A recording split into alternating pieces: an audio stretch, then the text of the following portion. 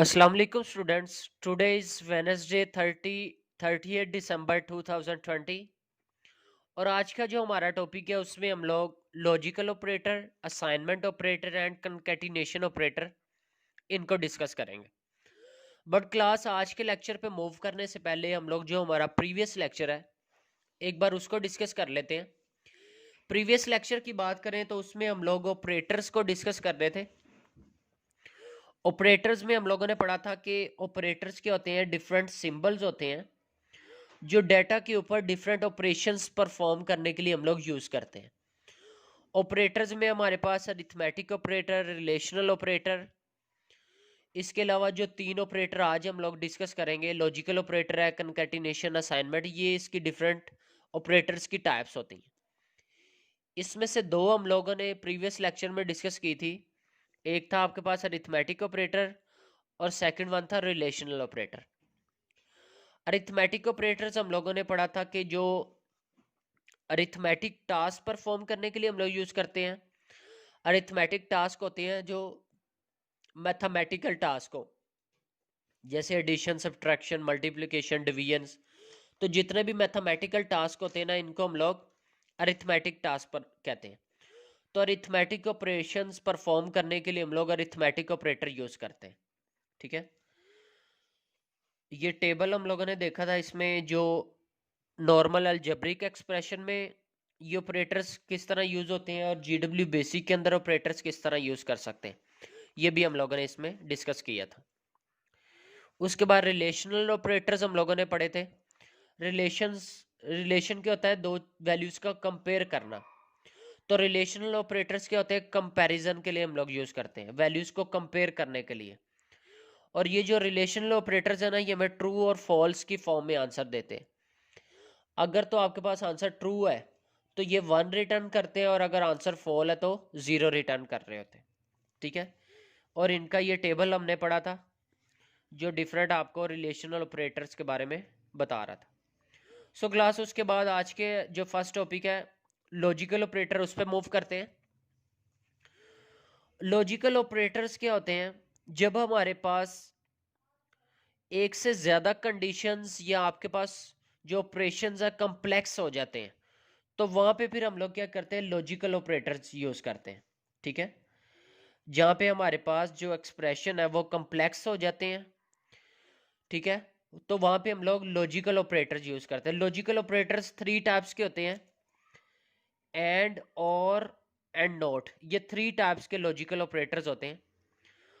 सबसे पहले and operator की बात करें तो एंड ऑपरेटर हम लोग वहां पे यूज करते हैं जहां पे हमारे पास जो जितनी भी गिवन कंडीशंस है ना, वो सब की सब अगर ट्रू हो, जो गिवन कंडीशंस है वो सब की सब अगर ट्रू है, तो वहां पे हम लोग क्या करते हैं, एंड ऑपरेटर यूज करते हैं। ठीक है, जैसे इसका टेबल आप लोगों ने पढ़ा होगा, ये एंड ऑपरेटर क्या है, इसको ना मल्टीप्लाई भी हम लोग, डॉट का साइन होता है, जैसे इसमें 1.1, अगर पहली कंडीशन भी ट्रू है, दूसरी कंडीशन भी ट्रू है, फिर आपके पास आंसर ट्रू आएगा। और अगर एक कंडीशन ट्रू है, एक फॉल्स है, तो फिर आंसर फॉल्स ही आएगा। इसका मतलब है इसमें जब तक दोनों कंडीशन ट्रू नहीं होगी तब तक ये ऑपरेटर हमें ट्रू आंसर रिटर्न नहीं करेगा। अगर दोनों में से एक कंडीशन भी फॉल्स हो जाती है तो एंड ऑपरेटर क्या करेगा, फॉल्स रिटर्न करेगा। तो एंड ऑपरेटर हम लोगों ने वहां पे अप्लाई करना है जहां पे जितनी भी कंडीशंस हैं सब की सब का ट्रू होना जरूरी है। तो एंड ऑपरेटर हम लोग वहां पे अप्लाई करते हैं। उसके बाद आता है और ऑपरेटर। और ऑपरेटर में क्या होता है कि जो गिवन कंडीशंस है ना, उन कंडीशन में से अगर कोई एक कंडीशन भी ट्रू है तो आपका टोटल एक्सप्रेशन जो है ना वो ट्रू होगा। ठीक है, गिवन कंडीशन में से कोई एक कंडीशन भी अगर ट्रू हो जाती है तो आंसर ट्रू ही होगा। तो ये और ऑपरेटर हम लोग वहां पे अप्लाई करते हैं। उसके बाद नोट ऑपरेटर क्या होता है, नोट ऑपरेटर होता है किसी भी चीज का रिवर्स करने के लिए, मतलब जो ट्रू है उसको फॉल्स कर देगा, जो फॉल्स है उसको ट्रू कर देगा। तो किसी चीज का रिवर्स करने के लिए हम लोग क्या करते हैं, नोट ऑपरेटर यूज करते हैं। ठीक है, जैसे बता भी रहा है, note when apply to a condition reverse the result. तो ये रिजल्ट को क्या करता है, रिवर्स कर देता है। ठीक है, ये इनके टेबल्स भी आपको यहाँ पे ये टेबल दिया गया है। ठीक है, ये टेबल मैंने आपको बता दी है। उसके बाद आता है कंकैटिनेशन ऑपरेटर। कंकैटिनेशन क्या होता है? कंकैटिनेट करना, दो वैल्यूज को मिलाना। ठीक है, जिस तरह हम लोगों ने पढ़ा ना स्ट्रिंग्स होती हैं, तो स्ट्रिंग को हम लोगों ने पढ़ा था ऐड नहीं कर सकते हम लोग, सब्ट्रैक्ट नहीं कर सकते। तो इसी तरह अगर हम लोगों ने दो स्ट्रिंग को मिलाना है, जैसे यहाँ पे देखें $, इसमें स्टोर हो रहा है पंजाब टेक्स्ट, ये स्ट्रिंग ए में स्टोर हो रही है, दूसरा बी के अंदर स्टोर हो रहा है बुक बोर्ड, ये बी में स्टोर हो रही है।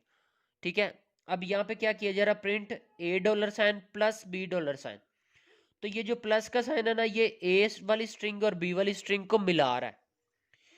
तो इन दोनों को मिलाने के लिए जो ये साइन यूज होता है ना, इसको हम लोग बोलते हैं ये कंकैटिनेशन होता है, जो दो स्ट्रिंग को ज्वाइन करने के लिए हम लोग यूज करते हैं। ठीक है, तो ये क्या करती है? ये दो स्ट्रिंग को कंकैटिनेट करने के लिए हम लोग कंकैटिनेशन ऑपरेटर यूज करते हैं। ठीक है, उसके बाद आता है असाइनमेंट ऑपरेटर। असाइनमेंट क्या होता है? असाइन होता है कोई वैल्यू स्टोर करवाना, किसी को कोई वैल्यू असाइन करवाना। तो किसी भी वेरिएबल के अंदर वैल्यू स्टोर करवाने के लिए हम लोग क्या करते हैं? असाइनमेंट ऑपरेटर यूज करते हैं। ठीक है, जैसे यहाँ पे इसका सिंटैक्स दिया गया, variable name equal to expression. जैसे यहाँ पे देखें a इक्वल टू 10, तो a यहाँ पे क्या है? वेरिएबल का नेम है, और 10 हमारे पास क्या है? एक्सप्रेशन है। इसका मतलब है ये जो 10 वैल्यू है वो a को असाइन की गई है, हमेशा राइट साइड वाली वैल्यू लेफ्ट साइड वाले को असाइन होगी।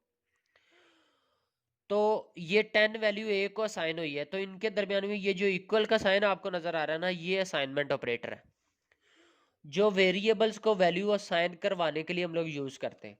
ठीक है, सो इसको हम लोग बोलते हैं असाइनमेंट ऑपरेटर होता है। ठीक है, सो क्लास यही हमारा आज का लेक्चर था, जिसमें हम लोगों ने